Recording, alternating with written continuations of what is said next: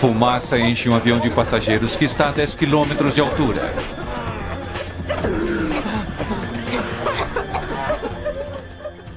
Estamos em Mayday. Estamos descendo. Os sistemas elétricos se desligam quando a fumaça se espalha. A tripulação tenta desesperadamente aterrissar seu avião com problemas. Vamos fazer uma aterrissagem de emergência. Vamos precisar de carros de bombeiros. Estamos aqui, à sua espera. O que parecia ser um pequeno problema no início, transforma-se numa luta de vida ou morte para todos a bordo do voo 797 da Air Canada.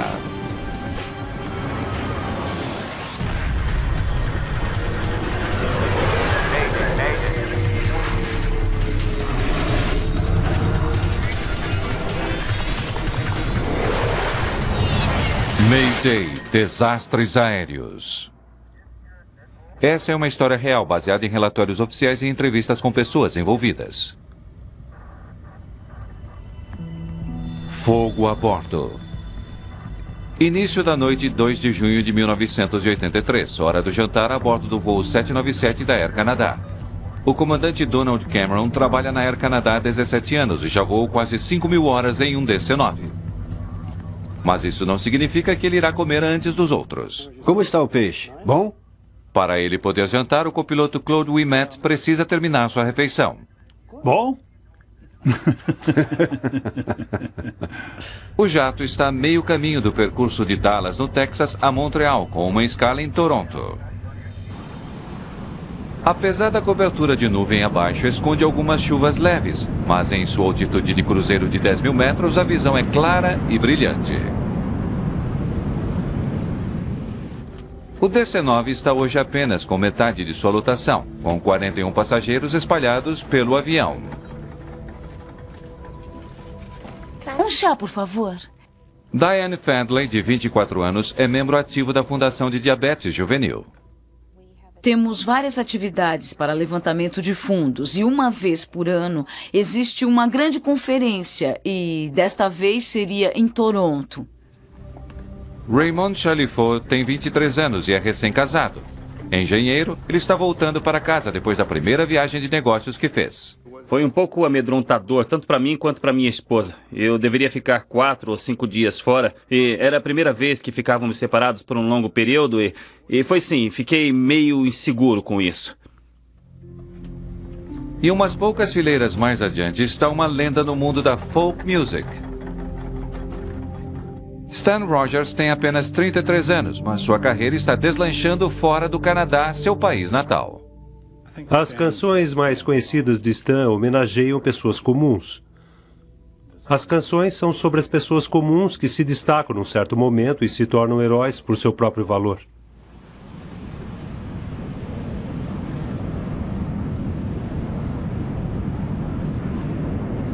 Antes das 19 horas, o avião está a pouco mais da metade do caminho até Toronto. O que foi isso? É bem ali, eu vi. Bem ali. É. 3 disjuntores se ativaram. Assim como os fusíveis, eles protegem os delicados circuitos elétricos do avião, evitando que fiquem sobrecarregados. Parece uma metralhadora. É. Tá. Os 3 disjuntores são para o motor de descarga no toalete na parte de trás do avião. Cameron resolve esperar alguns minutos antes de tentar ligá-los novamente. Às vezes ele funciona demais e superaquece, então o disjuntor detona, então ele esfria, então você empurra o disjuntor e tudo fica em ordem. Por isso anota-se o problema no diário de bordo. É isso aí. Alguém deve ter jogado o resto de alguma coisa no sanitário. Entupiu e superaqueceu. Cameron acredita que alguma coisa deve ter impedido o motor de funcionar adequadamente, mas não é uma emergência. Vasos sanitários ficam entupidos todo o tempo. Vários minutos se passam e o avião continua seu trajeto para Toronto. As comissárias de bordo, Laura Kayama e Judy Davidson, estão ocupadas servindo o jantar. Na cabine de voo é a vez do comandante Cameron jantar. Mas antes, ele quer religar os 3 disjuntores. Sem eles, o toalete não funciona e o restante do voo pode ficar desagradável para os passageiros. Desarma quando eu empurro. Ele esperou mais 8 minutos, mas qualquer que seja o problema no toalete, isso não vai se resolver sozinho. Um dos passageiros reclama de um cheiro desagradável. É mesmo, que cheiro estranho. Eu vou dar uma olhada. Connie Kirsch, uma texana a caminho de uma reunião de negócios em Toronto, está sentada na parte de trás do avião. Eu senti um cheiro esquisito onde eu estava sentada. E me pareceu estranho. Na verdade, era um cheiro forte, não era um cheiro de fumaça. Uma espiral de fumaça está saindo do toalete. A fumaça e o cheiro acre de plástico queimado pega Davidson de surpresa. Isso é muito mais do que apenas um vaso sanitário entupido. Outros passageiros estão começando a perceber a fumaça e o cheiro sufocante. Sérgio, tem um problema no toalete. Judy diz que há fogo. Tudo bem, já estou indo. O chefe dos comissários de bordo, Sérgio Benetti, está encarregado da tripulação da cabine. Como precaução, mudem 3 fileiras adiante. Por favor. A fumaça é nociva e sufocante. Benetti não consegue ver nenhuma chama. Ele usa o extintor de incêndio no pequeno toalete, tentando cobrir todas as superfícies. São 19 horas e 2 minutos. Apenas 11 minutos desde que os disjuntores se desligaram pela primeira vez. Laura Kayama leva ao comandante Cameron as notícias perturbadoras. Desculpe, comandante, mas há fogo no toalete na parte de trás. Eles foram lá para apagá-lo. Você quer que eu vá até lá? Sim, quero. Um incêndio em uma aeronave é uma das piores situações que qualquer tripulação pode enfrentar. O avião está a cerca de 10 quilômetros de altura. O que começa com uma fagulha pode se tornar mortal em questão de poucos minutos. Mas, no momento, Cameron não tem conhecimento da gravidade da situação. É preciso lembrar que em 1983 era permitido às pessoas fumar nos aviões. E houve uma quantidade de incidentes desse tipo na indústria. Por isso, aquilo não me alarmou muito. O Emmett encontra a situação pior do que esperava. Eu não vi nenhuma chama quando abri a porta antes, mas utilizei bastante o spray do extintor de incêndio. Você acha que foi um cigarro no lixo? Não, acho que não. Tá certo.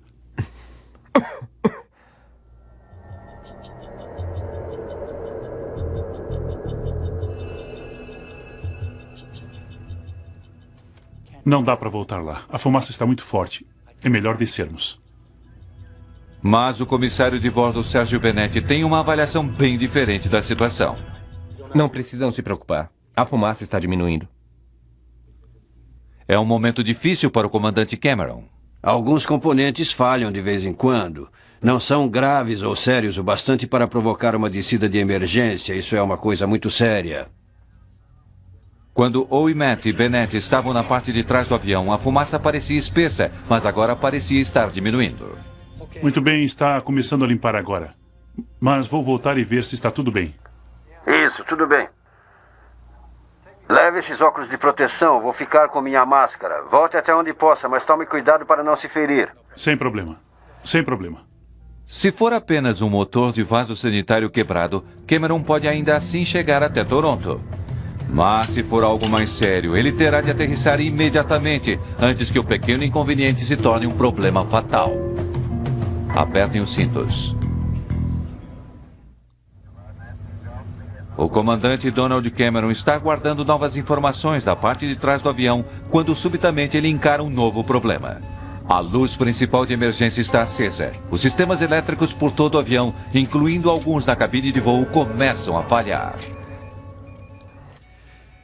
O avião basicamente perdeu todas as suas sofisticadas informações de navegação e altitude.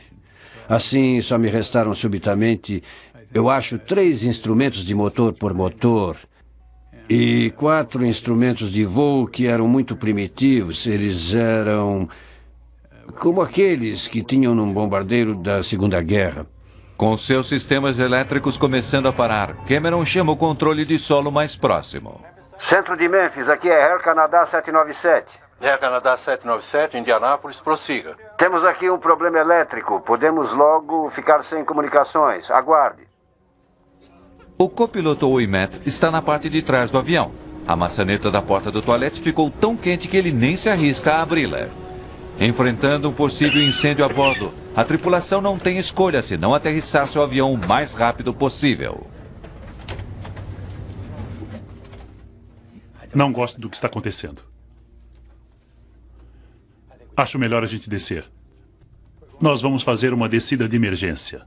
Avise a tripulação. Sim, senhor. Logo que a decisão é tomada, uma outra luz de alerta acende. Eles acabam de perder a maior parte de sua força de emergência. Estamos falando de diversas falhas e está começando a ficar complicado. Por isso, vamos descer e, obviamente, teremos de aterrissar. Mayday, mayday, mayday.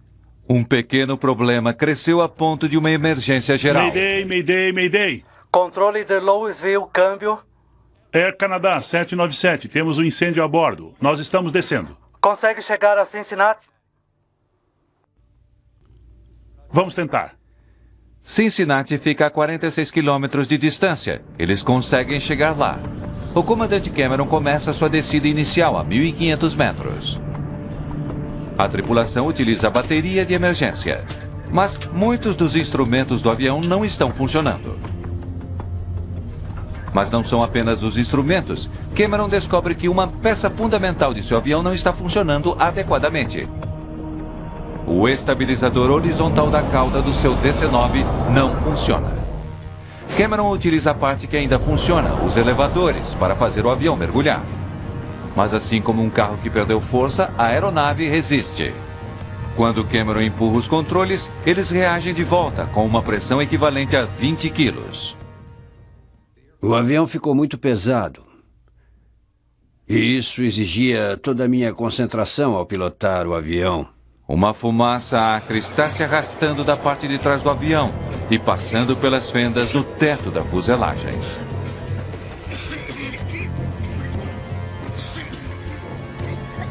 Ela flutua como uma nuvem sobre a cabeça dos passageiros. Uma fumaça incrivelmente áspera que realmente irritava a garganta. E a gente tinha que expirar muito, mas muito pouco mesmo. De outra forma, a gente poderia sufocar. Era possível senti-la subindo. Estava passando pelos armários onde guardamos a bagagem, vindo para frente. Coloque um cinto, por favor. O cheiro de plástico queimado enche o ar. Descer as máscaras de oxigênio poderia tornar a situação ainda pior. Eu poderia ter deixado cair as máscaras de oxigênio, mas isso é proibido. Você só tem permissão de usar as máscaras de oxigênio no caso de uma grande descompressão ou perda da pressurização, não devido a incêndio.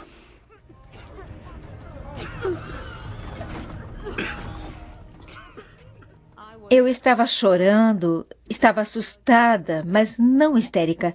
O senhor sentado a meu lado me explicou que se eu não chorasse e se eu pudesse manter minha respiração não tão rápida, isso ajudaria a manter o oxigênio e nos ajudaria. E disse para eu não me preocupar, porque os comissários de bordo sabem como agir nessas situações.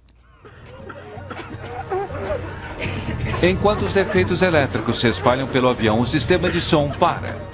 Os comissários de bordo se esforçam para gritar instruções, mas está ficando cada vez mais difícil respirar. Em 1983, não era procedimento padrão explicar aos passageiros como abrir as portas de emergência. Mas neste caso, as duas comissárias de bordo estão arriscando.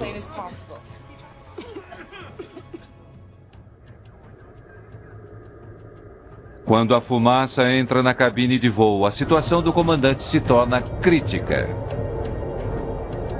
Pela primeira vez, Ouimet fala com o aeroporto de Cincinnati. Aproximando-se Air Canada 797. Estamos em Mayday. Nós vamos descer agora. Air Canada 797. Aproximação de Cincinnati. Utilize pista 3 e ILS. E o equipamento está de prontidão. Podem me dizer a natureza da emergência? Temos um incêndio no toalete. O avião está completamente cheio de fumaça. Diga o tipo da aeronave, número de pessoas a bordo e a quantidade de combustível. Nós lhe transmitiremos mais tarde. Não temos tempo agora. Gregory Caron é o controlador da torre de aproximação. Ele é a linha vital de comunicação com o jato em dificuldades. Ele ainda não consegue ver o avião no radar, mas sabe que eles estão com problemas. Não havia, de fato, qualquer desordem, nem gritos, nada, absolutamente. Na verdade, estava muito quieto e tranquilo. E naquele momento eu estava aterrorizada. Quase às 19 horas e 13 minutos, Karen consegue captar o voo 797 em seu radar. Air Canada 797 estão agora completamente identificados. Essa será uma aproximação sem radar para a pista 27 esquerda, descendo agora a 1.060 metros. Você está agora a 20 quilômetros a sudeste do aeroporto. A tripulação precisa ser guiada pelo pessoal em solo. Esforçando-se para ver através da densa fumaça, eles poderiam facilmente desviar-se da rota. Karen irá orientá-los na descida, observando-os todo o tempo. Na aeronave, a fumaça e o calor estão se tornando intoleráveis. Eu pensava, bom, vai haver um acidente. Eles não terão como me identificar porque eu não tinha meus documentos comigo e por isso eu me levantei, peguei a minha carteira do maleiro e coloquei meu paletó, porque assim eles poderiam identificar o meu corpo. Naquele momento, eu senti que não iria conseguir, porque senti que nunca mais iria ver minha família de novo, não parecia haver solução possível. Stan certamente tinha consciência de sua própria mortalidade. Ele odiava voar, mas estava sendo muito requisitado. Por isso ele voava com mais frequência e sabia que com essa história de viajar, seus riscos eram grandes. Onde está o aeroporto? 12 horas e 12.800 metros, Air Canada. Tudo bem, estamos tentando localizá-lo. Vamos precisar de carros de bombeiros. Estão esperando por vocês. Quantas pessoas a bordo e a quantidade de combustível? Não temos tempo. A situação está ficando cada vez pior. Entendido, senhor. Vire agora à esquerda. Vocês estão apenas a 800 metros ao norte da aproximação final.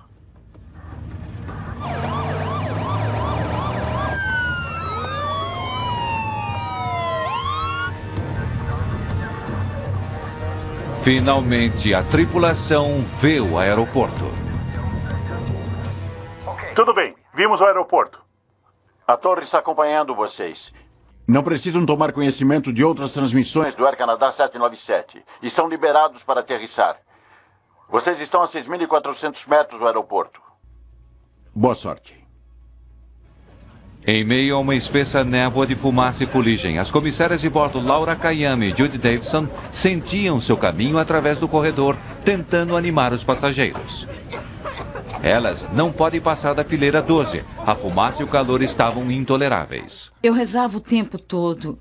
Meu Deus, por favor, nos ajude a pousar este avião. Faça com que este avião atinja o solo em segurança.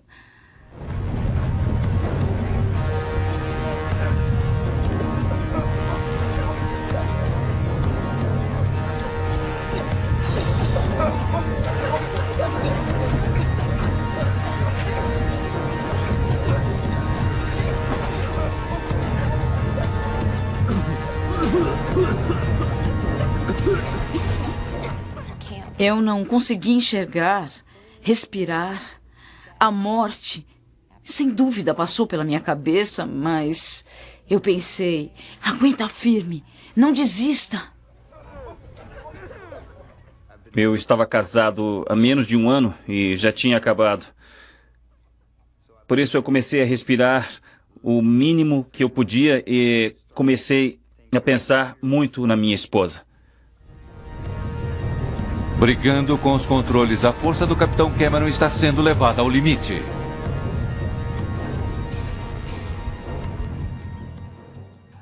797, a torre o tem sob observação.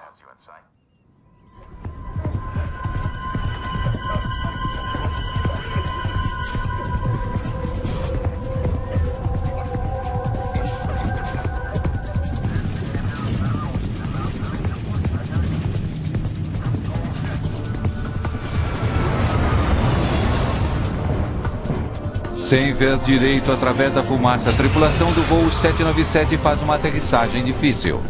Às 7 horas e 20 minutos, o avião da Air Canada está no solo. Foram menos de 30 minutos desde o primeiro sinal de qualquer problema a bordo do voo 797. Quando tocamos o solo, eu acreditei que agora estávamos salvos. Vamos sair logo deste avião. Mas dentro do avião a fumaça não está diminuindo. Os passageiros estão tirando seus cintos de segurança e desesperadamente tentando escapar. Saí da minha poltrona e me lembrei de ter posto as mãos nas costas de alguém. Era como se eu estivesse esperando em uma fila. E eu sabia que era uma fila onde eu não queria esperar muito tempo. E assim eu me virei e fui na outra direção sem saber que, na realidade, estava indo em direção à parte da frente do avião.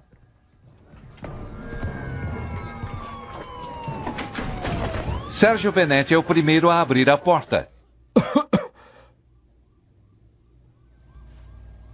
Vamos rápido! Ele ajuda os passageiros quase sufocados a escapar. Vai! Vai!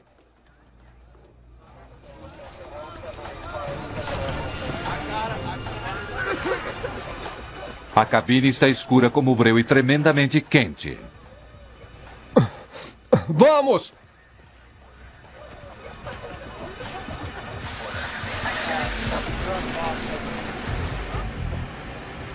Na cabine de voo, a tripulação desliga o avião rapidamente. O copiloto escapa pela janela de emergência. É um pulo de 5 metros até o solo.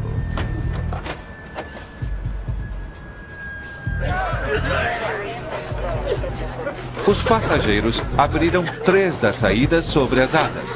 Mas mesmo com as portas abertas, as saídas estão invisíveis. A fumaça é espessa demais.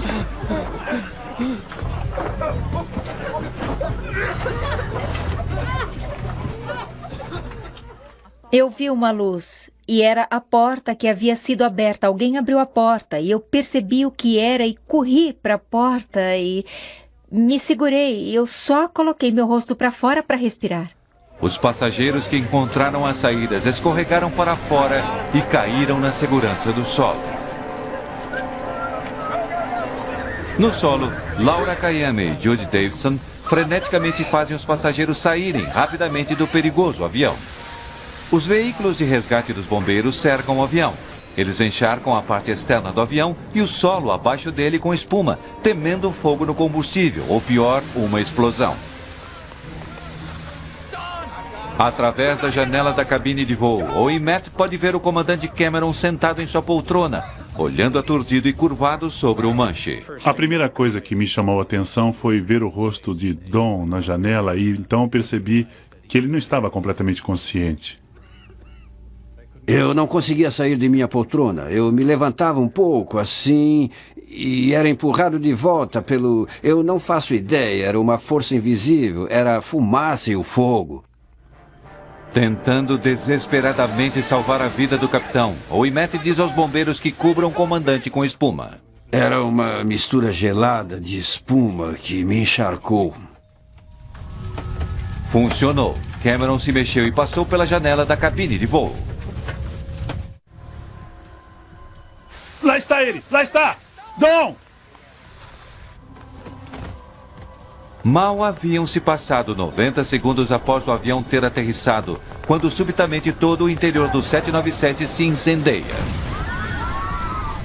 As chamas avançam pela cabine como um trem. O comandante Donald Cameron é a última pessoa a sair viva do avião.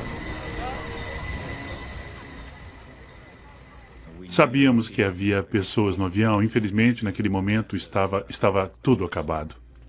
O fogo da cabine abre caminho pelo topo da fuselagem. Uma fumaça negra pode ser vista a quilômetros de distância.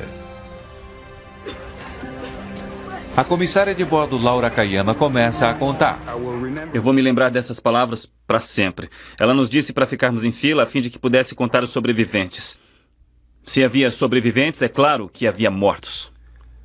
Incluindo a tripulação, havia 46 pessoas a bordo do avião. Mas não há 46 pessoas na pista de pouso.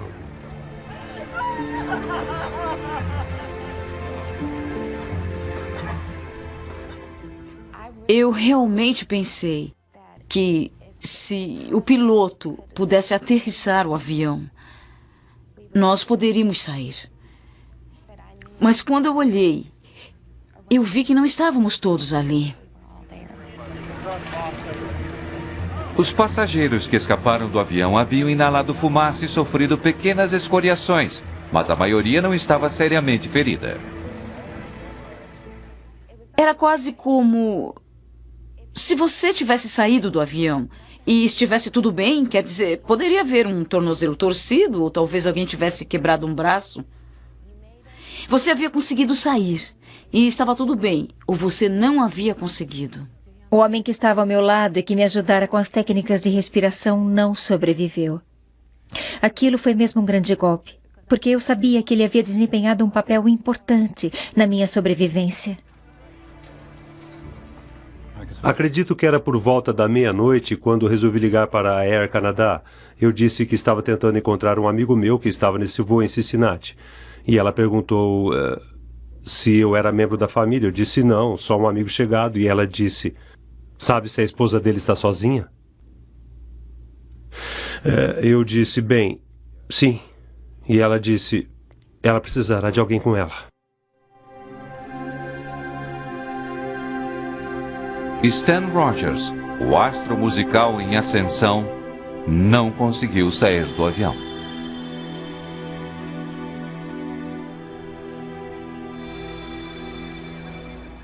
Cincinnati, Terra. É o comandante do voo da Air Canada que está em chamas aqui. De um veículo da emergência perto de seu avião, o comandante Cameron entra em contato com o controle de terra de Cincinnati. Ele tem uma grave comunicação. Parece que 23 pessoas ficaram na aeronave. Há algum transporte programado para vir para cá e que possa dar ajuda e abrigo para nossos passageiros? Está muito frio aqui.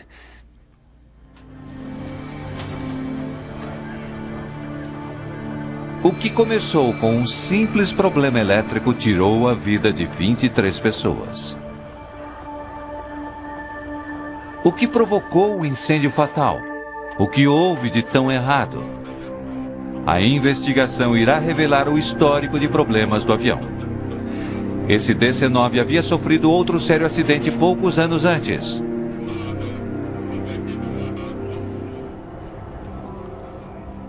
Agora, a carcaça queimada do DC-9 permanece na pista de pouso do aeroporto de Cincinnati. É um dos desastres de avião mais perturbadores em anos. Em uma hora, os investigadores da Junta Nacional de Segurança em Transportes estão no local. A primeira e sombria tarefa dos investigadores é resgatar os corpos dos mortos. 21 canadenses e 2 americanos. Muitos estão tão queimados que não é possível o reconhecimento. Quase todas as vítimas foram encontradas na metade dianteira do avião, entre as asas e a cabine de voo. Algumas ainda estão presas às suas poltronas, outras são encontradas nos corredores. E apesar de todos os passageiros terem trocado de lugar no início do voo, 2 corpos foram encontrados perto da parte traseira, junto às asas. Devido à densa fumaça na cabine, os passageiros não podiam enxergar direito para encontrar as saídas. E 2 passageiros foram além das saídas depois da asa e morreram em virtude das condições daquele local. Os investigadores retiram amostras de sangue dos corpos. Eles encontram níveis letais de alguns elementos químicos que foram produzidos quando o avião se queimou. Quando fizemos estudos toxicológicos, pudemos determinar que havia níveis altos e significativos de cianureto e fluoreto no sangue, bem como monóxido de carbono. Não se tem conhecimento se os vapores tóxicos mataram os passageiros. Tudo o que se sabe é que eles não tiveram condições de escapar antes das chamas destruírem tudo. Quando entrei a bordo, fui simplesmente tomado pelo cheiro acre. Foi meio estranho porque havia muitos danos provocados pelo fogo, uma grande parte da fuselagem estava queimada, o interior da cabine estava queimado, até a parte de cima das poltronas. Com a remoção dos corpos, os investigadores começam a vasculhar os destroços tentando descobrir a causa do incêndio. Entre eles há membros do FBI. O FBI se envolveu bem no início devido à possibilidade de ter ocorrido um crime. Isso tem prioridade em um acidente. Eles concluíram que não havia evidências de que algum crime tivesse sido cometido e que era provavelmente incêndio acidental. Por isso, se retiraram e a NTSB assumiu as investigações. Tendo sido descartada a possibilidade do incêndio ter sido propositadamente provocado, os investigadores consideram a próxima possível causa: cigarro. Quando ainda era permitido fumar em aviões, a origem mais comum de incêndios de um toalete era o recipiente de lixo. Os investigadores examinam o recipiente de lixo e descobrem que a parte de cima está totalmente queimada, mas a parte inclinada da lixeira e atrás e abaixo da pia estão intactas. Dentro do recipiente estão restos de papel chamuscados, mas não queimados. O fogo poderia não ter começado aqui. Com as causas possíveis mais óbvias descartadas, os investigadores começam a vasculhar cuidadosamente os destroços, procurando o que teria começado o incêndio. Estudando o histórico do avião, Hill descobre alguns fatos surpreendentes. No ano anterior ao acidente, 76 itens diferentes de manutenção foram registrados no diário de bordo do avião. Todos eles foram levados em consideração, mas é um número muito grande de problemas. A turbulenta história do avião não terminava ali. 4 anos antes, o anteparo falhou, provocando uma descompressão explosiva. A tripulação precisou fazer uma aterrissagem de emergência. Isso destruiu vários cabos elétricos e hidráulicos e coisas do gênero, e foi preciso muito trabalho para levar o avião de volta a Boston. O avião foi consertado e colocado novamente em serviço. Mas Hill se concentra nos fios que deviam estar juntos após o acidente. Fios que passavam por ali que haviam sido cortados, emendados juntos novamente. Os investigadores estudam todas as emendas que puderam encontrar no voo 797, que não haviam sido destruídas pelo fogo, mas não encontraram qualquer evidência de centelhação ou curto-circuito. É mais um beco sem saída. Os investigadores voltam sua atenção para o gravador de voz da cabine de voo e para os disjuntores que desligaram. O que foi isso? É bem ali, eu vi. Bem ali. É. Parece uma metralhadora? Sim. Tá. Os disjuntores caem como uma precaução. Quando eles começam a esquentar em excesso, os disjuntores desligam, cortando a corrente elétrica do motor. Trata-se de um dispositivo de segurança para que o motor não provoque um incêndio. Desarma quando eu empurro. Os investigadores precisam saber se os disjuntores estavam desligados devido ao incêndio que já havia começado ou se o problema fora o próprio motor. A NTSB construiu um modelo em tamanho real do toalete e forçou o motor da descarga a emperrar.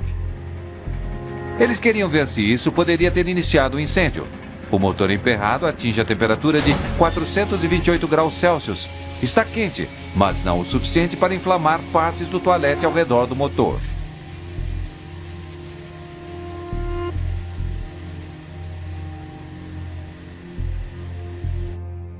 Ao ouvirem o gravador de voz da cabine de voo, os investigadores descobrem uma pista desconcertante.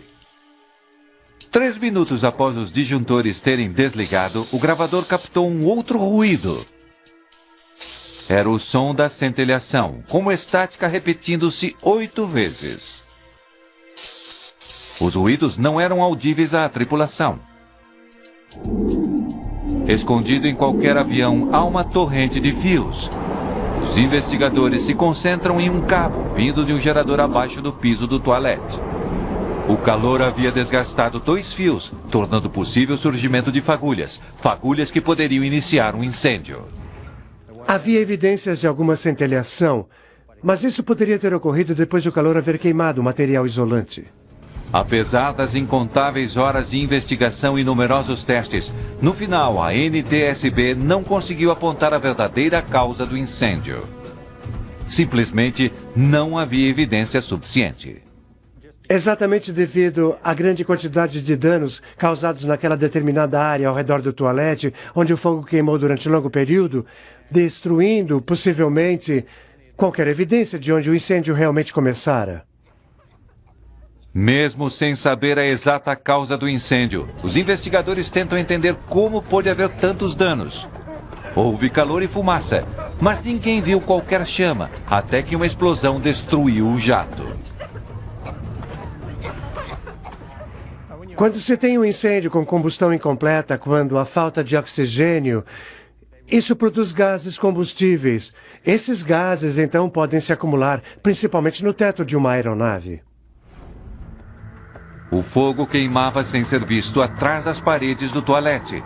E a fumaça, gases quentes e vapores se intensificavam e se espalhavam dentro do espaço da parede, vindos do toalete através das paredes da cabine de passageiros. Aqueles espaços agiam como uma espécie de chaminé para os gases e a fumaça que o fogo estava produzindo. Apesar do fogo permanecer escondido atrás dos painéis das paredes e do teto, a fumaça e os gases quentes entravam na cabine através de cada junção, juntando-se no espaço superior da cabine e exercendo pressão para baixo sobre os passageiros. As áreas inacessíveis e a área da cabine estão todas ligadas através de pequenas gretas e cavidades, pequenas aberturas. O avião é uma nave de grande porte e todas as áreas são equilibradas à mesma pressão. Por isso, a fumaça e gases nessas áreas poderiam muito rapidamente começar a permear dentro da cabine de passageiros. Quando as portas foram abertas durante a evacuação, uma quantidade sem limites de oxigênio tornou-se de repente disponível, alimentando o fogo. Quanto mais intenso o calor, mais sedento de oxigênio o incêndio se torna. Os gases se inflamam com a força de uma explosão. Quando se tem um incêndio, isso produz calor, gases tóxicos, queimando completamente todo o oxigênio da cabine. É impossível sobreviver. A parte técnica da investigação está completa, mas há ainda muitas questões a respeito de como a equipe reagiu ao incêndio. O copiloto disse, agora está começando a limpar. E, naquele momento, concluí que o fogo estava sob controle. Teria sido possível fazer mais para evitar a tragédia a bordo do voo 797?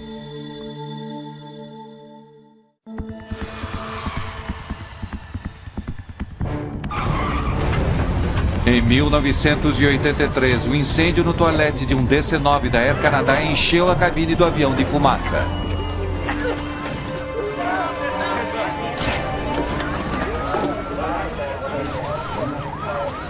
A tripulação se esforçou tremendamente para aterrissar o avião, mas o incêndio instantâneo irrompeu através do jato, momentos após ele ter parado.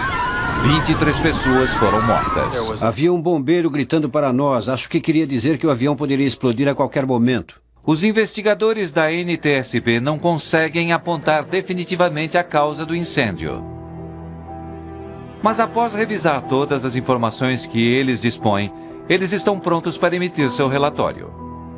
O relatório a respeito do incêndio letal a bordo do voo 797 da Air Canada é publicado um ano após o acidente. É um marco em segurança de aeronaves, mas imediatamente produz manchetes controversas. A NTSB afirma que a origem da fumaça não foi identificada nem pelos comissários de bordo, nem pelo copiloto. Ao comandante nunca foi dito e nem ele perguntou a exata localização e a extensão do incêndio que lhe foi comunicado. Que tipo de incêndio você acha que houve? O fogo da lixeira. Mayday, Mayday, Mayday. E o relatório faz uma pergunta hipotética. Air Canada 797, temos fogo a bordo. Nós vamos aterrissar. Consegue chegar a Cincinnati? Vamos tentar. Se ele começasse a descer antes, poderia o comandante ter aterrissado no Stanford Field Airport em Louisville, em Kentucky? Esse aeroporto estava alguns minutos mais perto. O relatório e a atenção que a mídia lhe dá são arrasadores para o comandante Cameron e sua tripulação. Logo após o relatório ser distribuído, há um protesto entre os pilotos da indústria. Eles se ofendem com a crítica implícita à tripulação do voo 797 e com a sugestão de que ela poderia ter começado sua descida 5 minutos antes. Vários meses depois, a Associação dos Pilotos de Linhas Aéreas apresenta uma petição que defende Cameron e a tripulação. Isso provoca um impacto. A NTSB divulga um relatório revisto, incluindo a petição da Associação dos Pilotos de Linhas Aéreas. Na petição, o copiloto Owen Matt apresenta uma defesa veemente da aterrissagem do avião, onde e quando o fizeram. A questão não era apenas a distância até o aeroporto mais próximo, mas o nível de descida exigido. Como estava, o avião mal conseguiu descer no aeroporto de Cincinnati.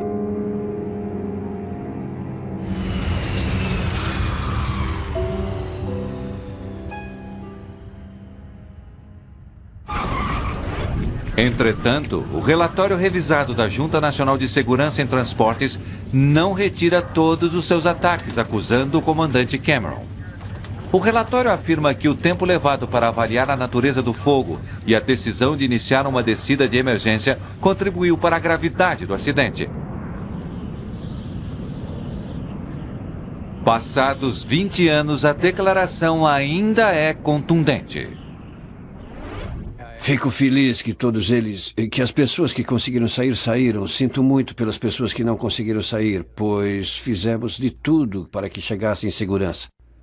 Isso me perturba. Tudo que sei é que fiz o melhor que pude.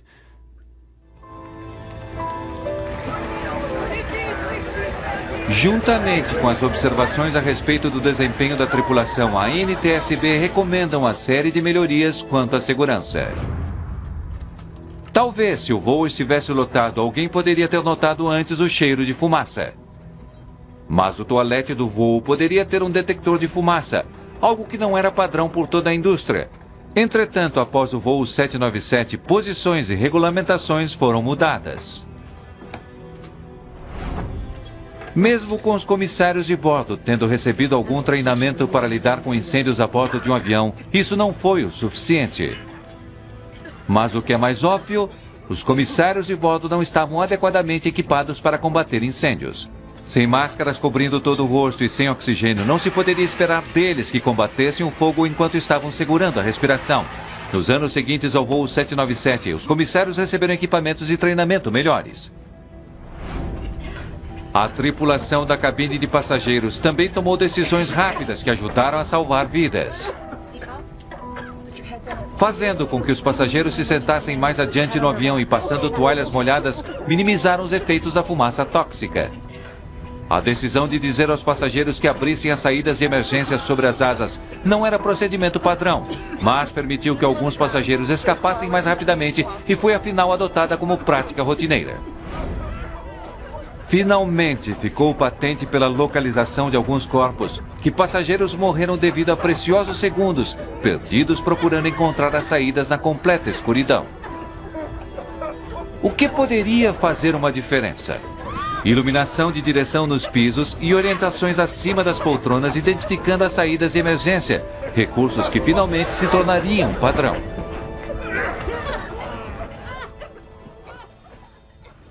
Como resultado direto do 797, uma série de normas foram mudadas, incluindo um teste mais rigoroso para as poltronas, uma exigência de liberação de fumaça para os painéis interiores da cabine, uma exigência de detectores de fumaça em toaletes e extintores de incêndio halógenos na cabine. Nós vamos fazer uma aterrissagem de emergência. Coloquem a cabeça no colo. Mas as mudanças chegam tarde demais para aqueles que morreram no voo 797, como o homem sentado ao lado de Connie Kirsch. Meses após o desastre, a esposa dele entrou em contato com Connie. Ela disse: eu soube que meu marido estava sentado ao seu lado e queria saber como ele estava, o que passava pela cabeça dele.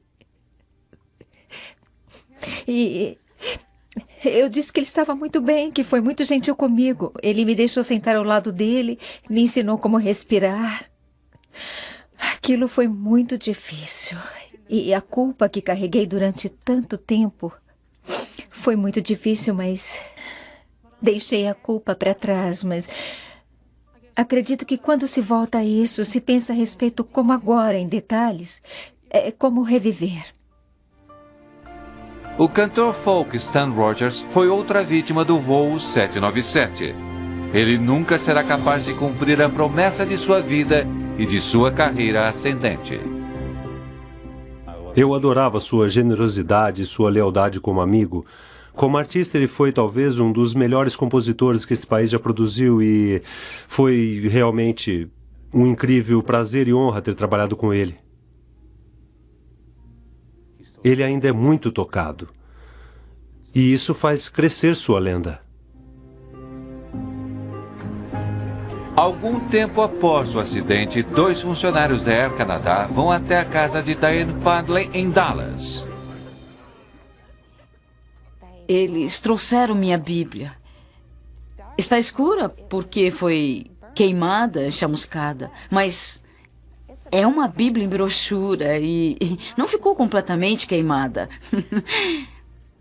Isto é simplesmente uma lembrança para mim de que Deus estava comigo.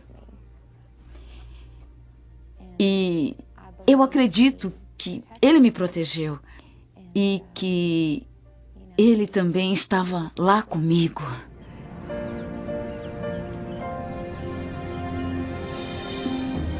No final, o comandante e sua tripulação receberam 6 diferentes prêmios por seus atos heróicos no voo 797, incluindo o reconhecimento da Real Força Aérea Canadense. Entretanto, eles ainda são assombrados pelo pesadelo. Você se sente responsável, não há dúvida. Você se sente culpado. Você deseja entregar sua licença. Você se sente muito pequeno até conseguir reunir todos os fatos, e por se tratar de um quebra-cabeça para você, você é também uma vítima nisso. Você não deveria pilotar um avião naquelas condições, sabe? Portanto, você é tanto vítima quanto um passageiro. Isso se torna, eu acho, o nosso problema, e nós somos todos parte da solução. Pena que não tenhamos conseguido retirar todos. Isso ainda me perturba.